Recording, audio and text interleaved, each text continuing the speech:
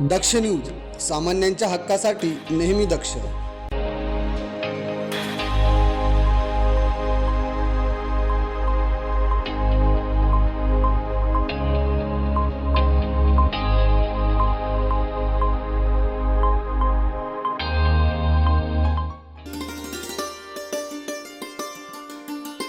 मनपा निवडणुकीच्या पार्श्वभूमीवर सर्वच पक्षांनी कंबर कसली आहे.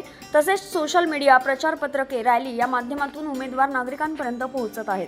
त्याच पार्श्वभूमीवर प्रभाग 16 येथे भाजप उमेदवार कुणाल वाघ, चेतन दराडे, पुष्पा दादनपुरे, योगिता गायकवाड यांच्या प्रचाराचा दौरा झाल्यावर शनिवारी टाकळी येथील बुद्ध विहारात सभा घेण्यात आली. एकीकडे मनपा निवडणूक 4 दिवसांवर येऊन ठेपली आहे, मात्र दुसरीकडे प्रभाग 16 येथे अवैध धंद्यांना मोठ्या प्रमाणात सुरुवात झाली आहे.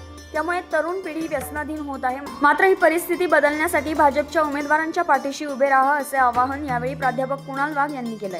तर प्रभागात ज्यांनी वर्षानुवर्ष नगरसेवक पद मिळवलं त्यांनी प्रभागाचा विकास करण्याऐवजी स्वतःच्या तिजोऱ्या भरल्या. एवढंच नाही तर अवैध धंद्यांनाही बळ दिलं असं या उमेदवारांनी बोलताना सांगितलं. का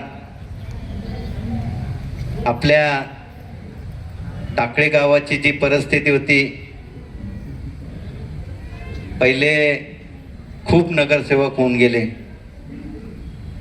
आणि तुम्ही बघितलं का रामदास स्वामींच्या मठाच्या इथलं जे गाव आहे आपलं, जे हा परिसर या समर्थ रामदास स्वामींच्या नावानं ओळखला जातो, तिथले ज्या माझ्या माता भगिनी होत्या त्यांना वेळेवर कधी पाणी भेटलं नाही. तिथं ड्रेनेज लाईन नव्हती आणि आपली राजवाडा असेल, त्यानंतर वैदवाडी असेल, ह्या भागात कधीच कोणी काम केलं नाही. आणि तुम्ही टाकळेकरांनी जो माझ्यावर विश्वास टाकला, तर त्या मला जे निवडून दिलं त्यामध्ये मी गावात पिण्याची पाण्याची पाईपलाईन पोहोचवली. पाण्याची पाईपलाईन पोहोचवायची कुठून, तर आमचे माजी मंडल अध्यक्ष भास्करराव घोडेकर ह्यांच्या मळ्यातून आपण पाईपलाईन नेली आणि त्या गावाला पाणी दिलं, आपल्या टाकळी गावाला. तसंच वैदवाडीकडे पण कोणी लक्ष देत नव्हतं, ते पण मी काम पूर्ण केलं. आणि ताईंच्या माध्यमातून समर्थ रामदास स्वामींचा जो मठ आहे त्याकरता ताईंनी 4 कोटी रुपये देऊन ते काम पूर्ण केलं. आणि आपल्या पूर्ण नाशिक शहरात असं सुशोभीकरण कोणी केलेलं नसतं. आणि ज्या वेळेस मी पहिल्यांदा निवडून आलो त्यावेळेस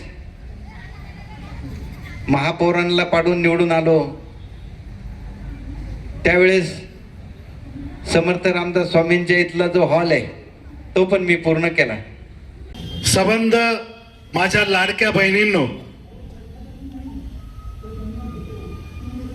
लाडक्या बहिणी खऱ्या अर्थानं आमचे मुख्यमंत्री देवेंद्र फडणवीस यांनी आग्रह करून त्या लाडक्या बहिणींचा निधी आणि लाडक्या बहिणींचे पैसे सातत्यानं ठेवण्याचं काम केलं.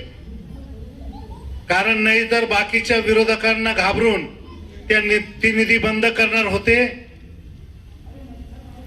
पण असो, हा राज्यातला विषय आहे. आपण नाशिक महानगरपालिकेच्या सार्वत्रिक निवडणुकीसाठी सज्ज आहोत. त्यावेळेस या भागातले काय काय प्रश्न आहेत,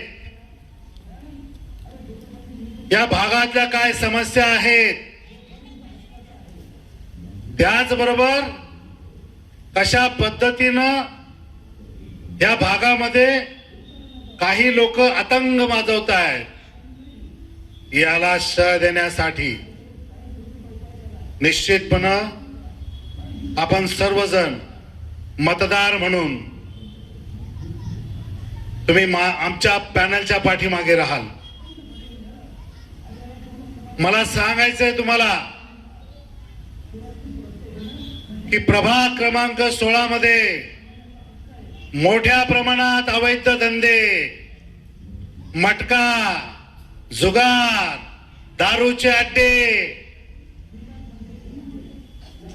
आता तुम्ही म्हणाल माझ्या आया बहिणींनो, तुम्ही लक्षात घ्या, याच दारूच्या आणि मटक्याच्या अड्ड्यामुळे आपल्या भागातले अनेक तरुण, अनेक युवक, अनेक घरचे कर्ता पुरुष आपण गमावलेले दिसतात.